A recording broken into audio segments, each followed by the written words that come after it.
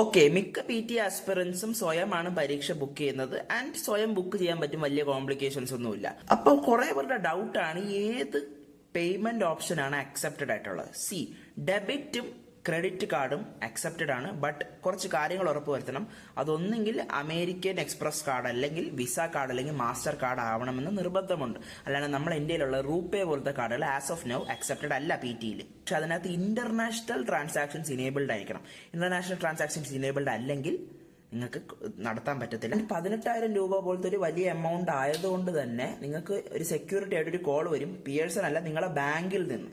Okay, so അതെടുത്തിട്ട് നിങ്ങൾ തന്നെയാണെന്ന് ഓതറൈസ് ചെയ്ത് കൊടുത്തില്ലെങ്കിൽ നിങ്ങൾക്ക് നടക്കത്തില്ല. അപ്പൊ നിങ്ങൾ പേയ്മെന്റ് നടത്തിക്കൊണ്ടിരിക്കുമ്പോൾ കോൾ വന്നുകൊണ്ടിരിക്കും. മനസ്സിലായി? നിങ്ങൾ എടുക്കാത്തിടത്തോളം കാലം, അതെടുത്ത് നിങ്ങളാണെന്ന് ഓതറൈസ് ചെയ്യാത്തിടത്തോളം കാലം നിങ്ങൾക്ക് പേയ്മെന്റ് കംപ്ലീറ്റ് ചെയ്യാനും പറ്റത്തില്ല. ആൻഡ് പ്രിഫറബിളി വലിയ കോംപ്ലിക്കേഷൻസ് ഒന്നും ഉണ്ടാക്കാതിരിക്കാൻ വേണ്ടി ഓൾറെഡി ഇന്റർനാഷണൽ ട്രാൻസാക്ഷൻസ് നടത്തിയിട്ടുള്ള ഡെബിറ്റ് അല്ലെങ്കിൽ ക്രെഡിറ്റ് കാർഡ് ഒപ്പിക്കുക. അല്ലെങ്കിൽ തന്നെ നിങ്ങൾ ഇനേബിൾ ചെയ്തിട്ട് ഉപയോഗിച്ച് നോക്കുക. കാരണം നിങ്ങൾ അനാവശ്യമായിട്ട് എന്തെങ്കിലും കുന്തളിപ്പ് കാണിച്ചാൽ പിയേഴ്സൺ നിങ്ങളെ അക്കൗണ്ട് ബ്ലോക്ക് ചെയ്ത് വെക്കാനുള്ള സാധ്യതയുണ്ട്. അക്കൗണ്ട് ബ്ലോക്ക് ചെയ്ത് വെച്ച് കഴിഞ്ഞാൽ പിന്നെ നിങ്ങൾ അവർക്ക് മെയിലിട്ട് കസ്റ്റമർ സർവീസുമായിട്ട് ബന്ധപ്പെട്ട് പിന്നെ കുറച്ച് ഡിലേ ഒക്കെ വരും. ഓക്കെ, സോ ആ ഒരു കോംപ്ലിക്കേഷൻ അവോയ്ഡ് ചെയ്യാനാണ് ഇത് പറഞ്ഞത്. PT റിലേറ്റഡ് കണ്ടന്റ്സ് ഒക്കെ ചെയ്തിട്ടുണ്ട്, അതൊക്കെ ശ്രദ്ധിച്ച് ചെക്കൗട്ട് ചെയ്യുക. Follow PT simplified Malayalam for more PT related contents.